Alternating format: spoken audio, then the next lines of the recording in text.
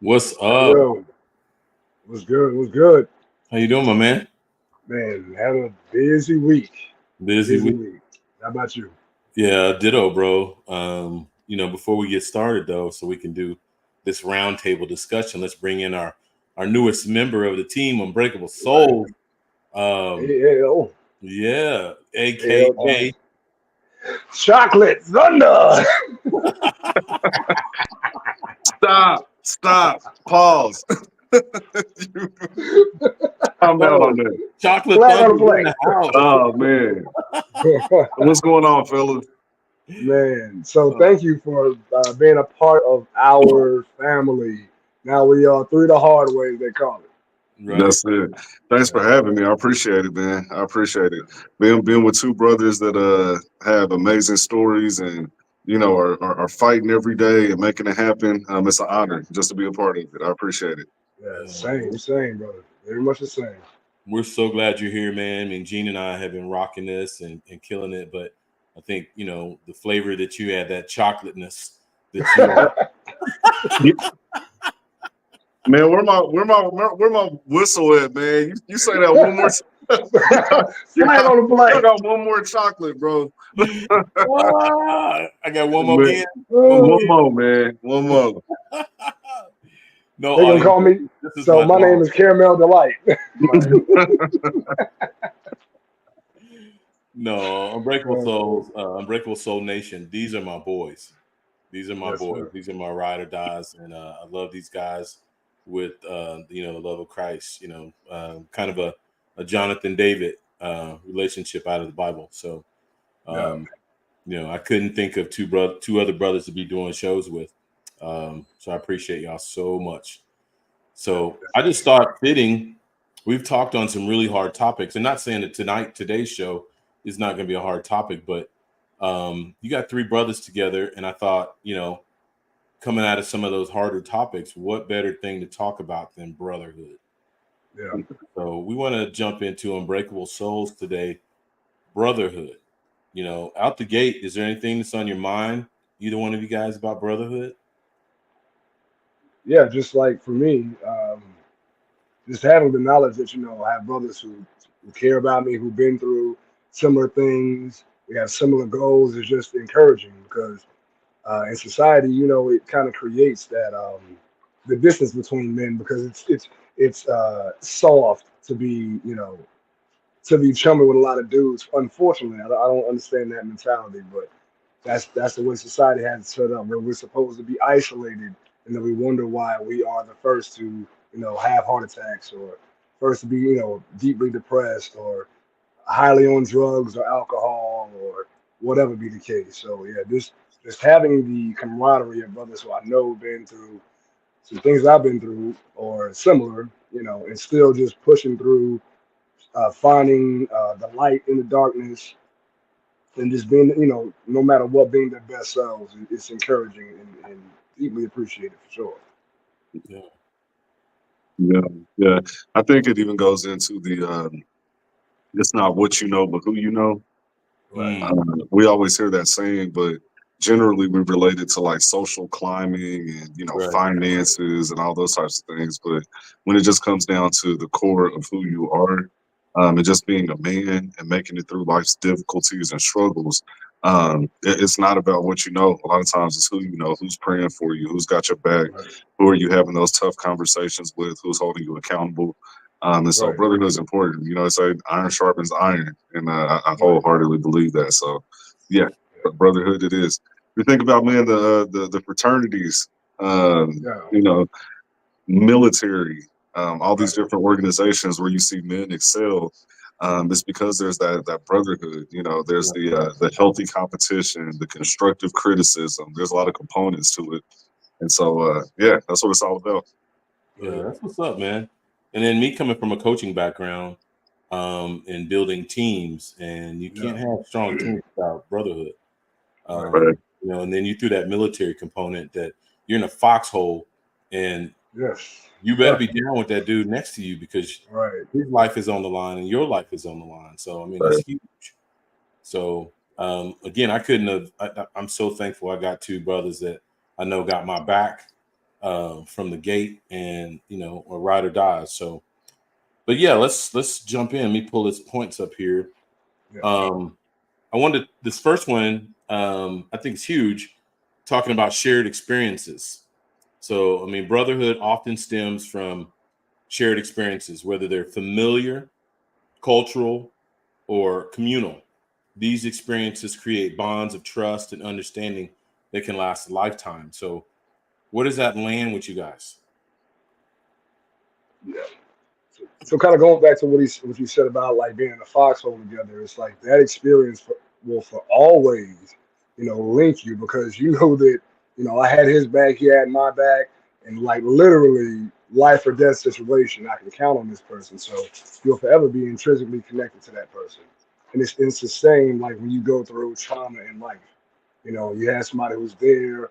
You know, that shoulder that you can cry on, that sounding board. And it's like you will always remember those experiences and look at that person fondly Mhm. because y'all shared that trauma or whatever it was that you experienced. Well, and to your point, Dean, I'm thinking even a step behind the foxhole, man. So the training you Oh mentioned yeah, trauma. right, So I mean, part of that training is a traumatic experience. I mean, right. real talk. My boy's about to put me through some trauma starting on Monday. I'm thinking, uh, Get them together, brother. Get them together. I know Yeah, you happy about that. he coming to the Iron Jungle. He's ready to get it. Yes, sir. Yeah, But but no, the experience that you go through before you get in the dilemma or the Right, situation, you've built that relationship up over the course of time and during different circumstances or situations. So when hell or war does break out in your life, you know who those people are. Those are the people that are going to jump in the foxhole with you, not jump out. right, So right. where are you at with that, AL? no, another thought about the shared experience because there's one thing like when you're in something together. Mm-hmm. There's also we go through different phases of life at different times. And so sometimes you have a brother who's, like you said, a little bit ahead of you. And so they've experienced something. So they can tell you, like, hey, like, I know what's headed up the road. I know Right. what things you need to look out for. I know where you may need to detour. And so that's important as well. And that's where, like, really being open, honest, transparent, and being able to just share our general life experiences and seeing where they intersect. That Right. allows us to be able to help each other and really sharpen each other. So, there are things that we go through together. There's also things that we've gone through separately. And as long as we're open and transparent about our stories, it can help. It can help each other. Yeah. Yeah, and I think the power of what you just said, all of it was good, but the transparency piece, Yeah. Amazing. that I think about shared experiences, but shared experiences with transparency are two different situations. All of Right. us have shared experiences with brothers, right? Right. Right. But how many can you even count on one hand that you have shared experiences with brothers with transparency? Yeah. It's rare, Yeah. unfortunately. One of Yeah. the things that you're like, hmm. But so let me ask you guys though, why do you think that is? Like, why are men so guarded in conversations with each other? Yeah, I would say because I mean society frames it that way. Like you're not supposed to be close to another man and be open and vulnerable, or you're soft, Right. or even they get to the point where like if you're too close to another man, oh they must be gay. Mhm. Like silly stuff like that that has nothing to do with truth. It's just society kind of frames it as it is something that makes you weak. Well, I love all of that. I would even say, to your point, is we've adopted a worldview of the world instead of a biblical worldview, where in the Bible or a biblical worldview, that's taught to be honor, you know, Hmm. to be your brother's keeper. That scripture we keep throwing out there, iron and sharpen ironing. That's what it's Right, talking about, being there to strengthen your brother in every facet of his life. right. That's powerful, man. What about trust? I am my brother's keeper. Yeah. Like have you ever wanted to be transparent and felt like I don't know if I trust him with this story or this part of my life? Yeah. Well, wouldn't that stem from prior experience of hurt and betrayal, where you did extend that olive branch to that person, and you were wounded or taken advantage of, or viewed as soft, or whatever?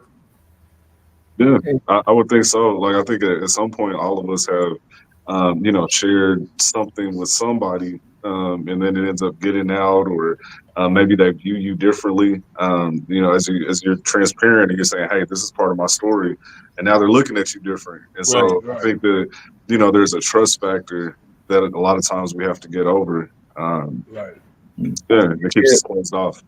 AL and the folks, Gene and Coach, actually was on a Facebook discussion that was quite interesting because it actually involves our mayor here in Durham, who actually spoke about entrepreneurship and enterprise at the DNC, and they're exactly going to do an event later on this evening to celebrate his being able to speak about Zwelly's, which is his restaurant. But there's been some back and forth conversations similar to what you've been talking about, and I'd love to read one of these quotes and hear y'all's thoughts around this because it actually plays into what y'all have been saying. So one of the Facebook posts that I was reading in this back and forth conversation was saying, let's tell the real issue of the problem with our youth. It's called bad parents and the separation of the father inside the home. This was all a systematic psychological warfare because you have strong males inside the household, you have disciplined males, but you have males that are predominantly in a female household. You will have a submissive and a subordinate group of individuals that are learned and taught how to be controlled by the corporations and their agenda. Let's start putting penalties against bad parents whose children cause destruction behavior in our society. And one of the things that I raised to that particular individual that posted that was that I knew some folks that were in some strong black males of different ages that even some that came out of a single family household and all along those lines. So I felt that he was maybe being a little bit overly generalizing because I have seen some of what he's talking about, but I was just wondering y'all's thoughts along those lines because he also had something else that I was going to raise as well in that same line. But like I said, one of my counters was I've known some people that have been effective leaders that have come out of different types of households, but not saying that we don't need to be strong male leaders. Hmm. Um, I would say for sure. I mean, it all depends on. I mean, even within the household, you may not have that strong male or whatever, but as long as you have that in your community, you know, then it's easy for you to become that person because you have an example. You have someone to look forward to. But it's imperative that that young men have that a strong male figure, whether it be a father or uncle or a cousin or family friend or someone down the block. Uh, but yeah, that's absolutely essential. Yeah. And I think a lot of it comes down to choice. And like Gene said, because like I grew up with my mother, but she had me in church, and there were a lot of strong men in church that I could kind of look up to and model after. I was in sports, and so Coach G, I know you can attest to this. As a coach, you become sort of like a father, uncle slash big brother figure in their lives as well. And so, I think that it's incumbent upon the women who are raising single boys to put them in situations where they are able to be around men in some form. Maybe it's not the Right, father, maybe it's not a close relative, but there are so many programs and outlets for that that it needs to be taken advantage of. But ultimately, once we become adults, it is personal choice because the Mhm. neighborhood I grew up in, there's probably about 10 or 15 guys around my age, and maybe one or two of them have fathers in the home. Mhm. And right, to see how it played out, now we're all in our, late 30s, early 40s. Um, there's a bunch of them that don't take care of their kids. There's a bunch of them who are excellent fathers, Right. beyond what they experienced in their own life. And so there is that personal choice that comes into account where at some point you have to hold yourself accountable and say, hey, I'm gonna change the narrative. I'm gonna shift my family tree and it's my responsibility. No, I Mhm. love that. yeah, I most love that. I definitely. think I'm all about community. I'm obviously a coach, so I'm all about community. I'm thinking about my childhood. My father was in my home. So the narrative about the fatherless homes and the kids end up different ways. Well, mine was in my house every day, but he was a provider. He worked, so he was there, but he wasn't there. So the father figures for me were like my grandfather, that I went to see in the summer. My coaches, Al, to your point on that, so that's how when I became a father, I focused heavily on that, and I became a father figure as a coach for several young men, young women. Being a youth pastor, becoming a father figure for so many young people. So I just think it takes a village, and I think I love the way you ended that, AL, with once you reach the age of accountability. I think in biblical terms it's 13, 14, but we might even just push that up for society to maybe like 18, 19. Right. Now it's on you. You got to make a choice. Hopefully mom or whoever the people in your life as a child have surrounded you with a village of people, and maybe they haven't, but now it's on to you. If those are things that you're lacking, now it's on you to go get that and surround yourselves with those types of people in your life. I'm gonna touch on that here in a But minute. Next I, I topic. feel like I feel like that even just goes into like the simple golden rule that we learned as children, like treat others as you want to be treated. And so even if you didn't have a role model, you know what it was to be a fatherless young man. Yeah. You know, you know what it was like. You know what the pains were. You know what moments broke you down and tore you down. And so it's really just a matter of saying, okay, this is what I wish I had, and just be Right. that. And Be that, provide it. Right. Just be that. Yeah, don't Definitely. sit there or plan it out, walk it out. And just as you just to your point, be that. Right. Hey, Coach, along those same lines, I know y'all got some other things y'all want to get to, but one of the other things that the person said in that comment, and I'll just paraphrase this one, is that sometimes, and I have seen this happen before, that there are strong women that can kind of like be both the father and the mother figure and everything, but sometimes that if the uncle figures or somebody that is not their biological father falls into that place, that sometimes those women that are so strong sometimes push the man away that are those uncle figures and everything. So I was wondering y'all's comments on that, because that's kind of what the gentleman was saying, is that sometimes he saw people that could be those uncle figures or those mentor figures, but because of their own resentment, they would sometimes push those strong men away because they still had some stereotypes based on how they had been treated by the men in their lives. Mm. I mean, I would say like I've got a female dominant family, for sure. Like from the aunts to sisters, I've got four sisters, and so I've got a female dominant family, and so I've seen the things that cause them to be more guarded. Like maybe you have the coach, not Coach G though, not Coach G. That's a good name right there. But you have the coach who, Clean it up, brother. yeah, I got to clean that up for Coach G, but. You got the coach that's, I want to be the uncle figure or the father figure, and really he has ulterior motives. Do you even see it in the church? Unfortunately, let me get close to the kid to get close to the mom, and so I think there's some of that. And then, like you said, just resentment. Like whenever we hold on to trauma and we don't learn how to forgive, accept whatever it was that happened, and then learn how to reconnect with people, we're always going to have that wall that people have to climb. And so I understand why they do it, but at the same time, it is kind of to the detriment of their own children. Right. Yeah, and as a parent, you have to be a long-term thinker. You can't just be about what's good for you in the moment. You have to think about, okay, how is this going to affect them along the lines? So constantly pushing away other men, it's like it makes them resent their own, masculinity in a lot of ways. And that's what what they call now toxic masculinity. Where it's super egoic, and that everything is everybody else's fault, or it's rageful, or however it shows up. It just creates again, like a hatred for themselves, the version of themselves they see in the mirror every day. Oh man, look, I read this statistic. It's crazy. I've never seen this before until like last week, right? But so they were doing research and they collected suicide notes from like a whole bunch of men, and then they analyzed the notes for like keywords that were used over and over, across so many letters. Do you know what the main ones were? I feel useless. Yeah. Yep. That was like the number one word, useless. And so that lends to the fact that men need to be needed.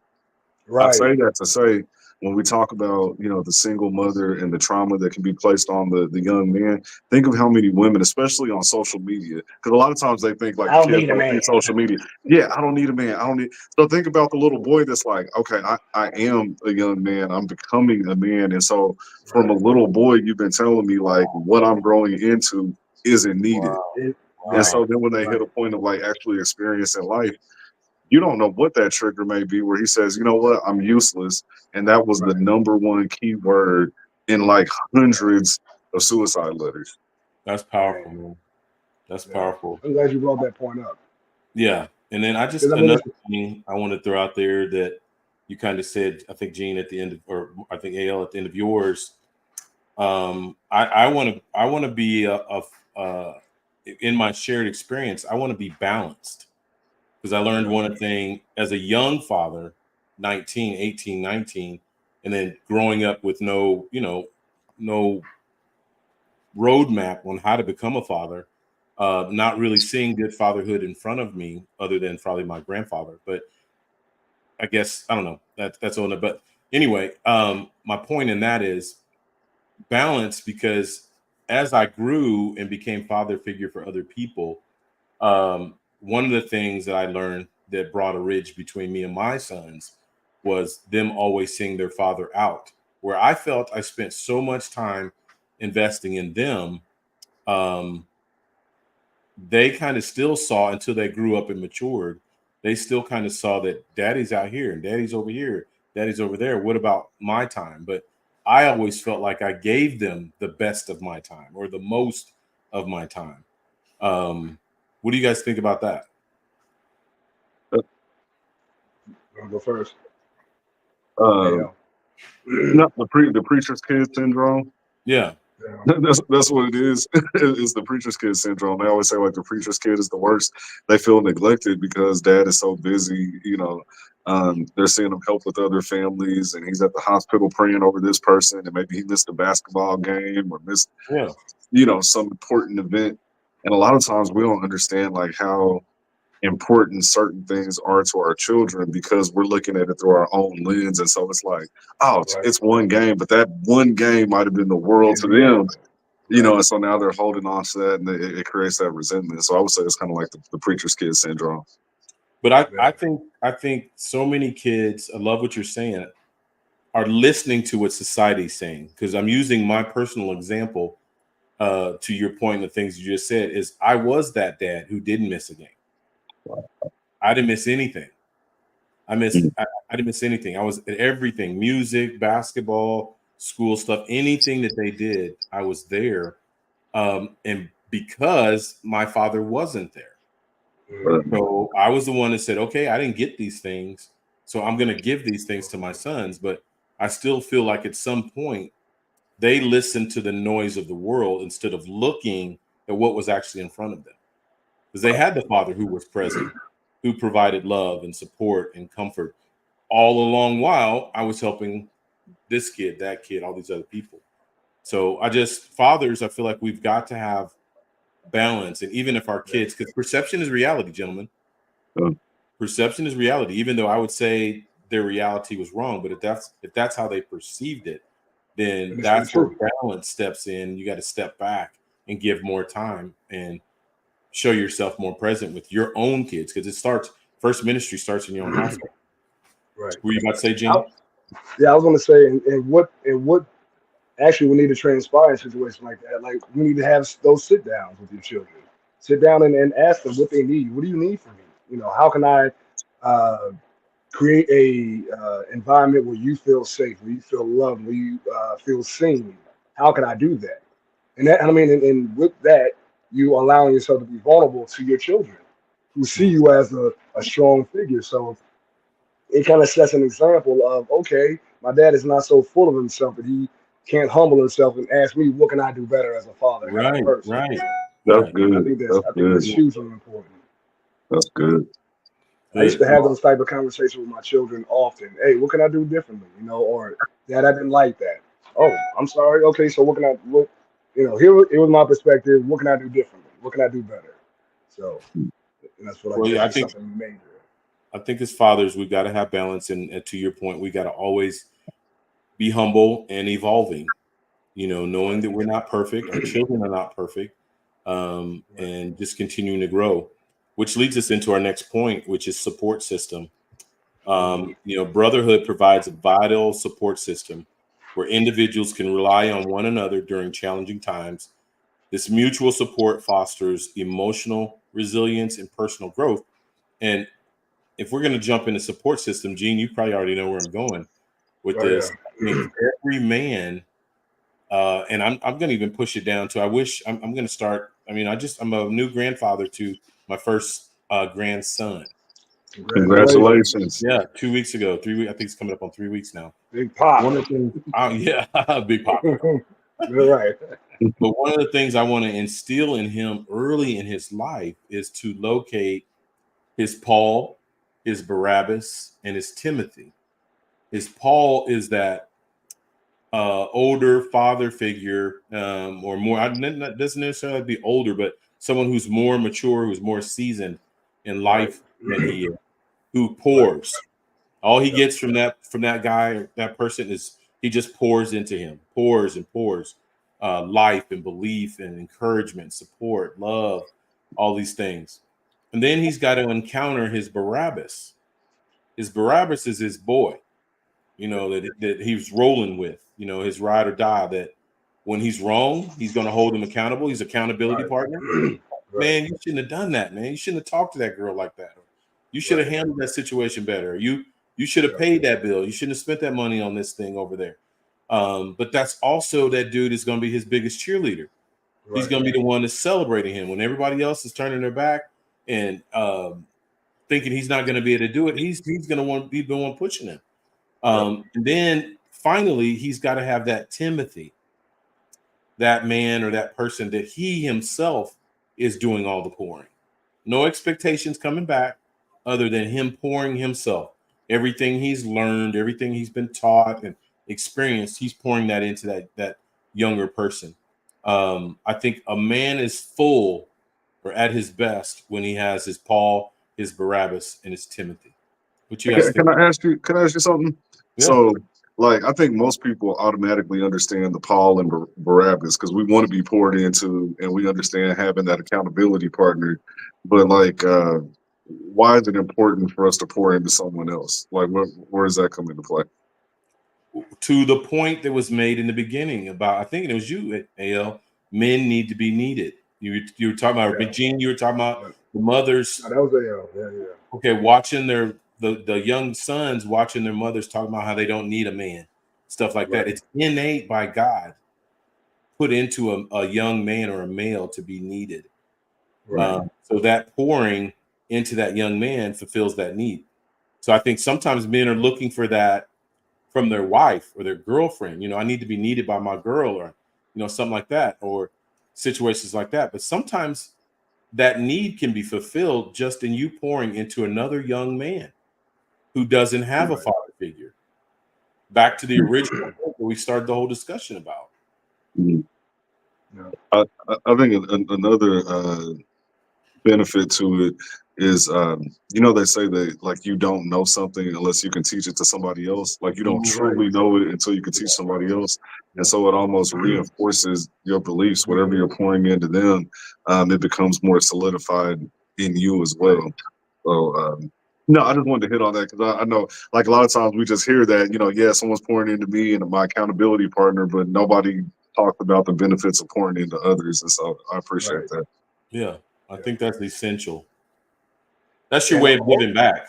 That's you reap what you sow. So as I pour into, I'm sorry, Gene, I'm gonna be quiet. No, you saying what I was just about to say that. Different voice. You say it. I want you to say it. It's on your heart. But yes, so what you give to others, you receive. And that's period. It's the law of attraction. Everything that you put out, you receive back tenfold. So just giving that, and also if you look at research, one of the things they tell you about people who experience depression, if you go out and do something to someone else who has less than you or perceived less than you, then you feel good because your body releases chemicals and endorphins that help you. Okay, I did something to improve someone else's life. So now my life is improved as a counteract. Well, to your point, it reminds me when we were doing a show and you were talking about the circle of life. Yeah. Remember that? Yep. Maybe speak for a minute on that. I thought that was so powerful. It kind of what you just said, but at circle of life, you had a different kind of spin on that. So Yeah, I don't remember exactly what I said, but it's just that everything feeds into the other. Um, what you do for someone else comes back to you, and it's a constant cycle. You feed, something is being fed, and it's just over and over again. You get that cycle, that return, and then it just makes life better. But if you were to do something negative, you get the same cycle over and over again. Every action has an equal and opposite reaction. right. Right. Just had a quick question for both of you, all three of you. That's why I popped back in and everything. But how much is the brotherhood? Because y'all talking about brotherhood come from different circles. Because I find that a lot of times your brotherhood isn't always the same folks you expect. Like I've got this Pod TV brotherhood that I see y'all at all the time, but it's part of the Unbreakable Souls. But there are some other brothers that I work with on this network, like Grant McGaw, and also my friend Zach, who's got his own network that's in that funk music space. But so there's that kind of brotherhood. But I don't know. I was just thinking about my younger brother, and my younger brother has a couple of friend circle groups, for lack of a better term. Like I've mentioned to y'all before, that he's got his Slingshot Club, which is the car club, and all along those lines. So that's a lot of brothers that he bonds with under that love of the cars and everything. Right. And the same thing with what he pulled me into some probably 10 or 15 years ago, because this is about to be football season. So the fantasy football stuff that he got me into. So I'm trying to figure out what players I'm going to draft and all along those lines. But we've got a lot of brothers and some sisters that are involved in that. So there's that brotherhood and the common interest, because there's the love, both the love of football, but also the love of statistics and the players and what they're doing, because that's what fantasy football is all about. So I just wondered y'all's thoughts around those bonds that you develop, and maybe they're not always bonds from the traditional sources like church and school, but they're from different organizations as well. So I just wanted y'all's thoughts about that, because I know that Gene has got his band, which is a band of brothers and sisters, and I'm sure you got some things even with your coaching. And I don't know that much about what AL's got, but maybe he's got some clubs that he's involved with as well. But I was just wondering how that plays into y'all's development of these bonds that are part of the brotherhood. Yeah. So actually, the funniest thing is you led right into the third point, which is diversity and inclusion. So that's perfect timing, Mark. Yeah. So to go on to the point, brotherhood transcends differences in background, beliefs, and lifestyles. Embracing diversity within brotherhood can lead to richer relationships and a deeper understanding of the world. So to that point, like my friends all are just vastly different and very much the same. And it's the differences between us that actually bring us closer, because it's like I want to learn about that. And so you grow as a person, and then that bridges you tighter together as comrades. And I have friends who are from different backgrounds, different sexual orientations, different colors. My best friend, shoot, he's a white guy, and I mean, like, we've been best friends since I was 10, and like that is my best friend. Like, we talk every day at some point. But his lifestyle was similar to mine and very different. And through beginning to know him, I started to learn different skills, and now I use. So. But just on that same line, because as you were saying that, I was thinking that my younger brother that I mentioned, my only brother in that sense, because it's just me and Malik, but he was very much into video games. He's still into video games to some degree. He actually developed a pen pal friend, and that pen pal friend actually at one point decided that they wanted to move. They were living, I think, in Philadelphia or something along those lines.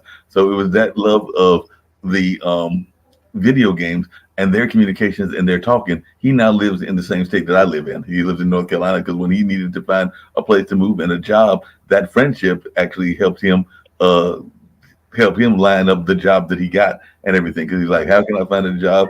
And then I'll reach out to my brother, and Malik told him about some of the development things in this area. And it is my understanding from him that he helped him come down here from up north and everything along those lines. But it was that friendship that they had over literally a video game. I think it might have even been Call of Duty, like one of those war type games, and they became friends over that game. And at the point in his life that he needed to move, he was like, "Well, I'm thinking about coming down to North Carolina." And he moved not to my city. I think he's in one of our cities in the adjacent county and everything. Right. Mm-hmm. Well, I think for me, diversity and inclusion, I'm always trying to walk in someone else's space. You know, especially when we just talked about the Paul, Barabbas, Timothy, especially the Timothys of my life. I want to enter their space. I don't want them to have to come up to me. So you mentioned video games. So like one of the things I did with my sons, I mean, I like video games, but I'm not the super gamer like they were. But some of our best conversations was dad sitting down next to them, putting on the headphones and playing video games with them.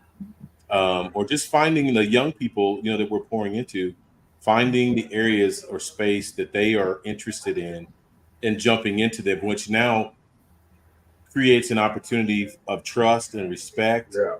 Um, the hard lessons or questions or things that you want to now share with them, now they're open to. Yeah. You know, they're vulnerable to because you've entered their space. Right. Kind of takes me back to Jesus feeding the 5,000. This is foundational for me in my faith.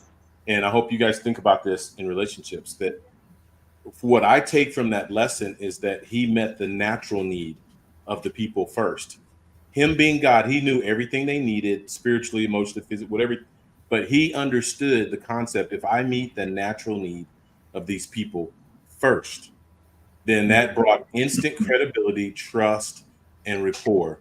Now, the spiritual things that he wanted to share with them, they were open. They had an open ear, ready to hear. Yeah, Right. it makes a lot of sense.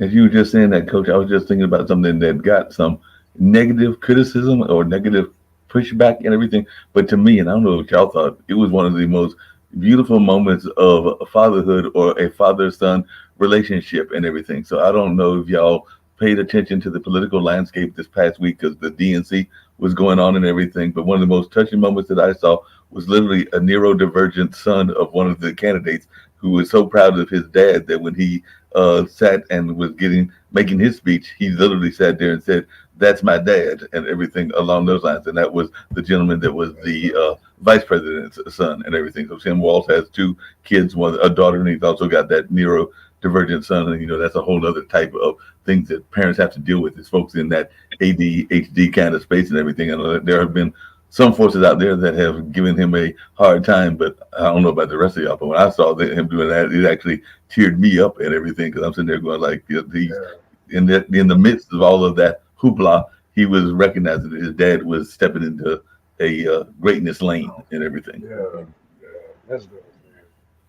Yeah, that's definitely heartwarming. It's different when your child is proud of you for you being your best self. Right. And that also creates the lane for them to do the same thing. You set the example.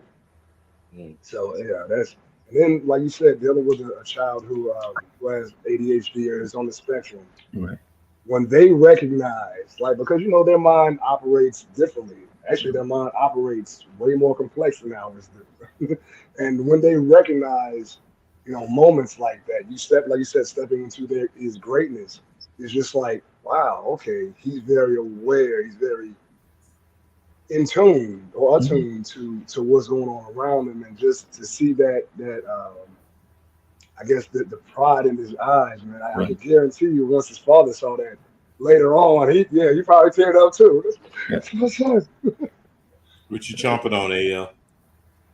Oh no, man. Look, I'm just enjoying the conversation. I'm just enjoying the conversation, man. This is good. This is good. But no, I think having a diverse brotherhood is important. I think with anything, like diversity of thought is extremely important, and it's something that's really lost in society now. Like when you think about social media and how the algorithm works, it creates echo chambers because it gives you more of what you think versus having that diversity that challenges your thought and helps you expand. And so a lot of times, like we remain stagnant and we don't grow because our thoughts are never challenged. And so I see that as one of the key benefits of having a diverse brotherhood, different backgrounds, different perspectives, and it challenges you. The other thing is exposure. So like, again, I didn't have my father in the home. The first time I actually went hunting with a friend of mine. That's what Right. he did, and so it exposed me to something that I needed to learn as a man. I'm not a handyman. I'm real quick to say that, but I have friends who are, and so having that access to people who have different information is important. And so it's like when you're building your brotherhood, there can be some level of intentionality to that. Yeah. Come on. Come on. I've got my boys that I grew up with. We shared the same experiences, but now that I'm able to select my friends, I'm able to go out and get into different circles. Who do I need in my circle? Like that's something that we have to identify. Like who do I need in my circle and seek those people out so that we can continue to grow.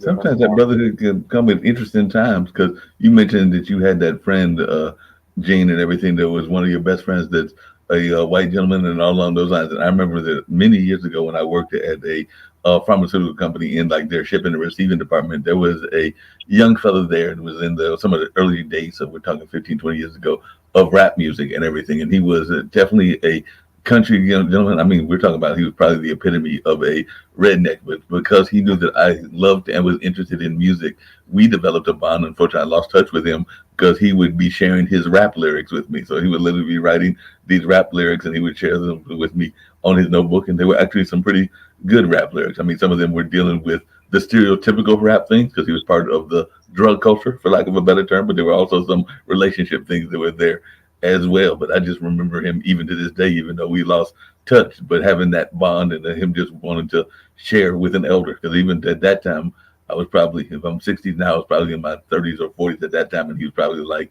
early 20s and something along those lines. But just sharing that bond with him over a common interest, the interest of music and Right. culture.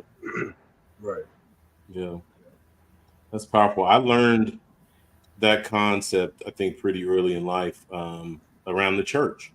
Mm-hmm. I remember a church I went to in the city, and the pastor actually had a mechanic shop across the street from the church. And I would go sit and just watch the OGs play dominoes. Mm-hmm. Yeah. Oh yeah.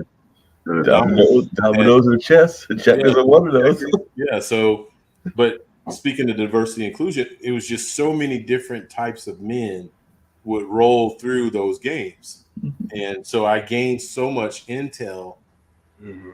into different situations or experiences because of that particular situation. It was just powerful. Yeah. And obviously in the moment you don't seize the opportunity and realize the value of what you're gaining. But now as a 53-year-old man reflecting back on the knowledge and wisdom that was thrown out in that game was just powerful.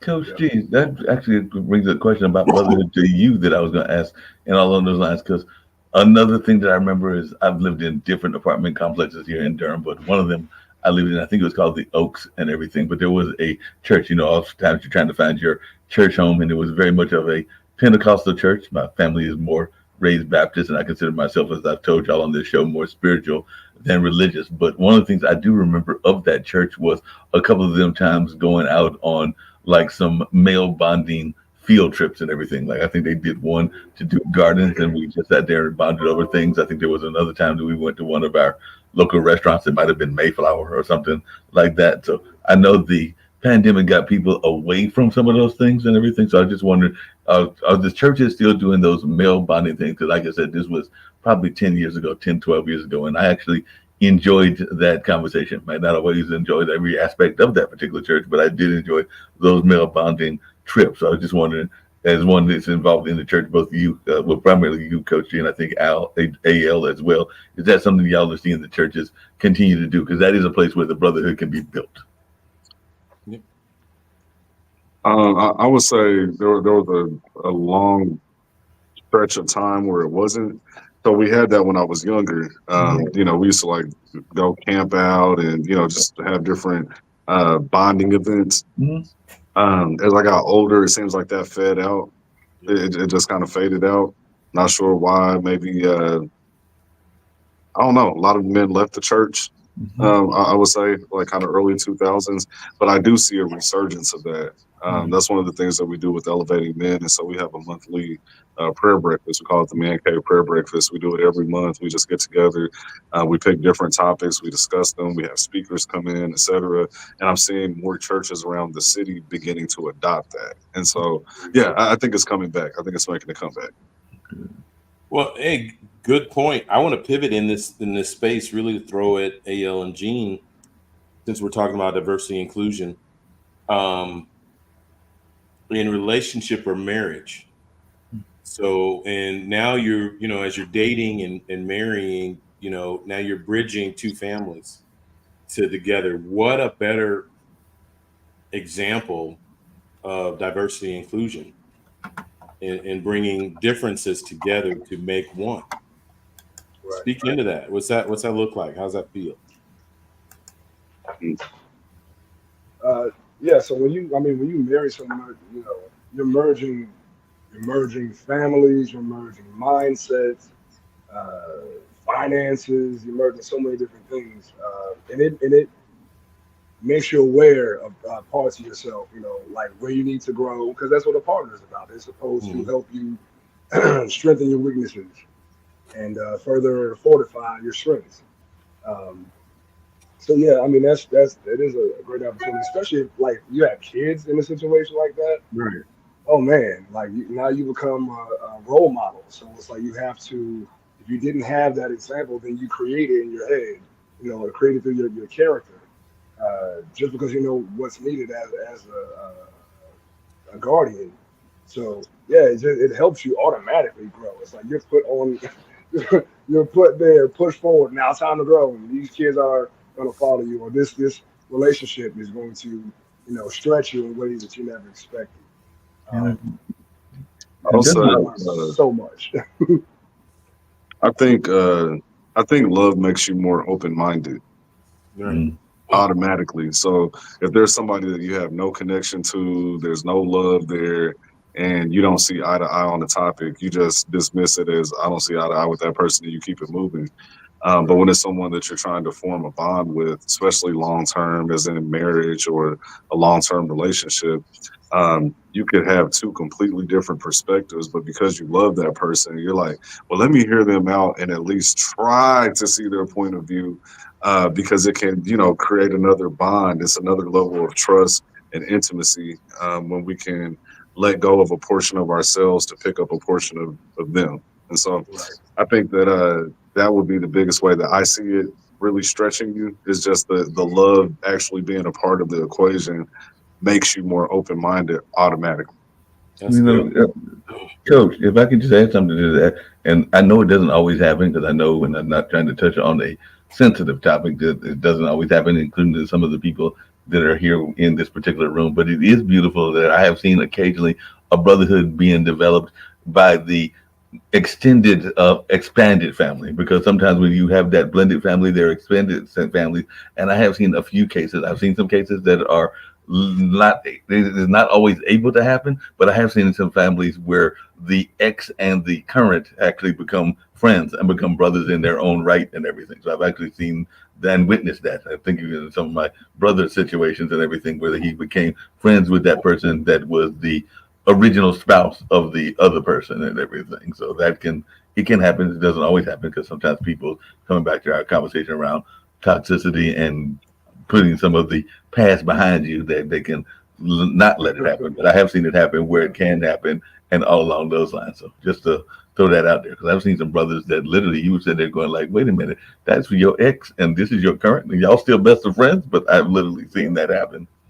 Yeah, I think that's beautiful. I mean, I haven't personally experienced that situation, but I think that's beautiful that it can happen. I've seen it happen. I'm just saying, me personally, that's never happened to me, but it's definitely possible, and I think it's powerful. So, So I would say now it's not necessarily it's not the romantic aspect of it. Like there are family members of my ex who I still talk to like weekly. They check on me. They call me uncle. Uncle Gene. I'm Uncle Gene to them.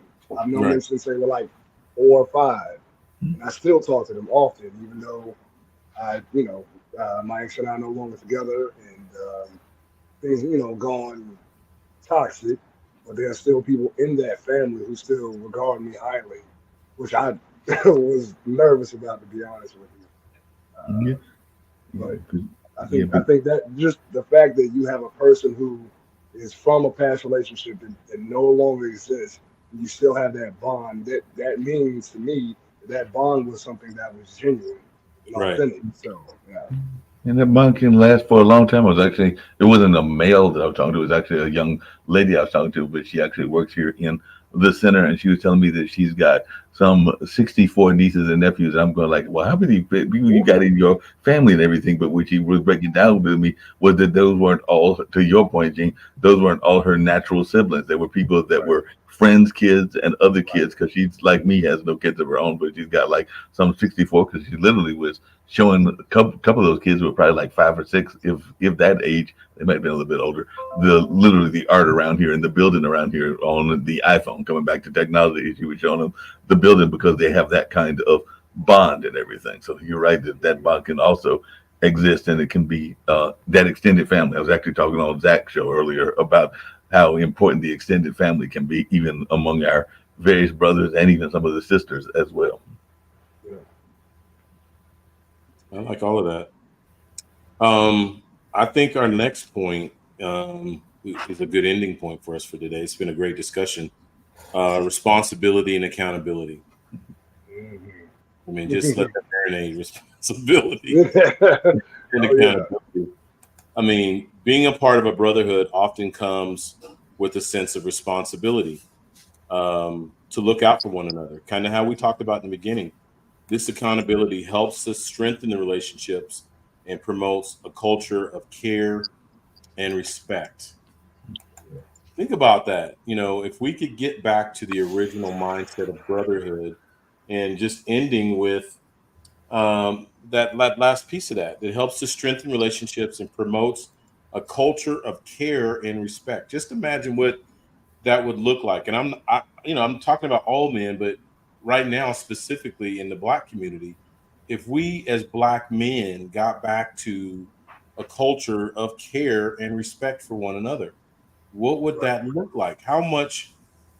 I mean, to me, that's like a nuclear bomb exploding in our community, but in right, a positive way, right, and bringing us back to our original self. I'm thinking about our families and culture in the 20s and 30s and 40s, 50s, before the introduction of like the ghettos and different things like that, welfare and systems like that were designed to divide us.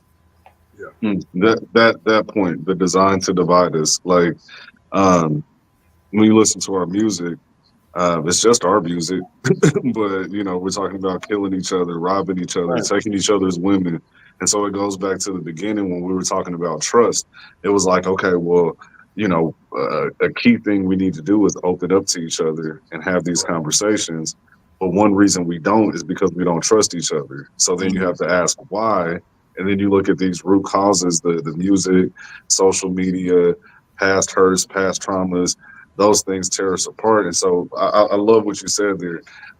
We do have to learn how to like rebuild our brotherhood as a community. Not just the three or four of us, but at large. And how do we do that? And so I guess that would be my question to you guys. Like, what are some things that we can do to really start rebuilding that community of brotherhood on a larger scale? Can I jump right. in on that? Go Well, two things. One, I think, as Mark you lit kind up. of Can I alluded, throw it in? Like a cookie was thrown out there. yeah, a I was couple of things. pulled up. Well, a couple of things I was going to bring into the whole notion is that one, because y'all know that part of one of my missions in life is you have to understand that history and understand our history and all along those lines, because that was intentional. Like I said, I'm here in Durham, and they literally ran a highway through us to destroy the Black Wall Street. But I love a quote that we have here that talks about how literally everything from cradle to grave you could have within our community. So we need to find ways to go back to supporting our different business owners that are doing things like that. Matter of fact, later on, I told y'all I'm going to go probably about 30 minutes to an hour to Black August in the Park, which is celebrating our Yes, culture. And there's a number of them around the country and all along those lines. But it talks about how literally in this city, there was a man that could design your suit. Literally, you can make your own suit like a tailor, or he could design your shoes, and they even make your bed, your mattress. And we got away from that and all along. But the other things that I get frustrated by, and I know some of my other friends get frustrated by, and I've heard all three of you say that to some degree, is this notion. The OJs did this song called Backstabber, and I think sometimes we take it too much at heart, and we are sitting there too much worrying about people stabbing us in the back and not figure and like taking it too much at heart in the what they're doing versus trying to find a common ground and everything. Because that's where I get frustrated. It's got that crab in the barrel attitude. It's like, well, I don't like him, so I'm gonna find a way to tear him down versus building him up. So I think we got to find ways to build our fellow brothers up and not tear them down, even if we disagree with them. I mean, there's people that are supporting that orange man that I don't like, but I'm not going to tear them down. They've got the right to do that, even though that's their prerogative. I will do things in my capital and my area to build the other person up. But I think sometimes we're too busy tearing people down and not finding ways to raise them up. Yeah. So I would say, like, we have to get back to the community mindset. Understanding that our life affects everyone around us. So we need to be authentic and genuine in our individual relationships, and then as it pertains to a community, I love the example of the Black Panther Party. Yeah. They had everything set up for their communities, where they had food, education, protection, all the essentials were taken care of. It was a community. Everyone talked. Everyone knew what the right hand and the left hand were doing. There was, obviously you have problems when you have communities, but it's something that you could work through. But there was a structure set up where they were constantly assessing the needs of the people around them and then providing programs to bridge those gaps. So we had to just get back to the mindset that I am my brother's keeper. I am my sister's keeper. I see you need something. If I can provide it, then I provide it. And then the mutual support, like you said about the laundromat or the tailor, or the cobbler down the street. Hey, let's start rebuilding our own community so that we can look at each other and know that I'm doing something to help you, you're doing something to help me. So now that automatically creates a bond. We've gotten away from that, going to Walmart as opposed to going to these mom and pop shops, which has created, again, a dissonance in our communities. So we just need to get back to supporting each other and being genuine and authentic when we interact with each other individually and collectively, understanding that we all have really the same goal. Now, how it looks, how you manifest, getting to your goal is on you, but we all have the same end goal, which is to be happy, to be provided for, to be cared for, and all of those things. So community mindset to me is what's sorely lacking now. Yeah, you guys know my heart. I'm all about community. One of my concerns, though, as I'm diving a little deeper into this, I've been talking a lot about lately post-traumatic slave syndrome, and just how much it's innate. The experiences of our forefathers is a large part of what keeps us separated. And again, that was intentional. And I think some of the things that they're being said and done now are subliminal and pull out that trauma inside of Black people and push us away from things that we know we should be doing. We were at our absolute best when we were together, when we were family. We took care of our neighborhoods. We took care of our communities, and we've gotten away from that. Totally gotten away from that. I know I read it before, but I don't think AL was here on the last time I read it. But that quote that I had, because it's a short one, but I love this quote, and I'm going to read it to y'all. But it's actually from W.E.B. Du Bois. Today, there is a singular group in Durham where a Black man may get up in the morning from a mattress made by a Black man, in a house which a Black man built out of lumber, which Black man cut and planned. He may put on a suit which he brought at a colored haberdashery, and socks knit at a colored mill. He may cook victuals from a colored grocery on a stove which a Black man fashioned. He may earn his living working for a colored man, be sick in a colored hospital, and buried from a colored church. And the Negro insurance company will pay his widow enough to keep his children in a colored school. This is surely progress. So that was what W.E.B. Du Bois wrote in his book, The Upbuilding of Black Durham, the Success of the Negroes and Their Value to a Tolerant and Helpful Southern City. And it breaks my heart that that's gone. Yeah. So I just say, brothers, we got to do our part. It's that old ripple effect, in the pond, that you throw the pebble in the pond and you think, oh, I can't make a difference, just me. But what if there's a million of us standing around watching the show and saying, what if I just start? Right. What if I do my part? Then that ripple effect going through the community will just be powerful. So I'm excited that I'm surrounded with 3 other brothers that are doing their part in the Black community.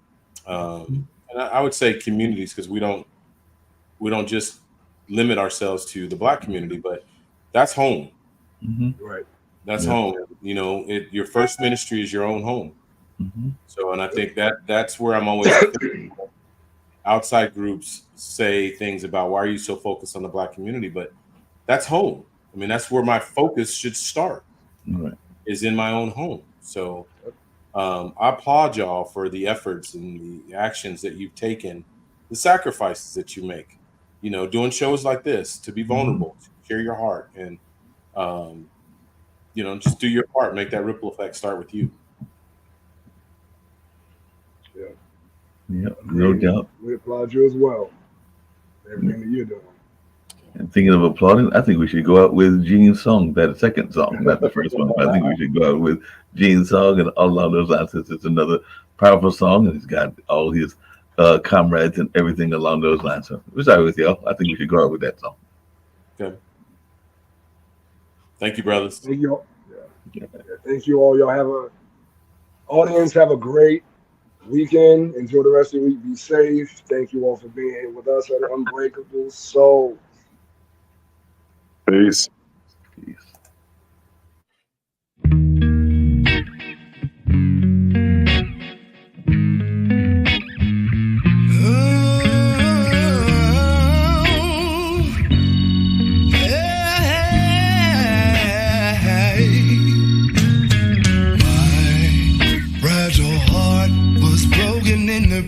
Shots of clash ups in the creases. Sold parts of my soul to appease your demons. What the hell to bring you peace? And my heart lay tossed to the ground, broken and neglected by you. Now you avoid me like the dark, and I'm done playing your fool. Almost died when you left me. Thought this pain would break me. Hear these tears would clear me. When I saw you release me, your love is only skin deep. So you deserve to miss me. You deserve to miss me. You deserve to miss me.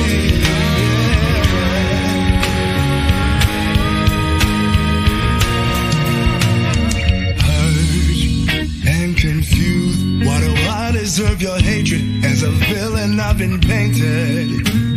Spitting venom in the mist, weaving lies as you spin, manufactured reality.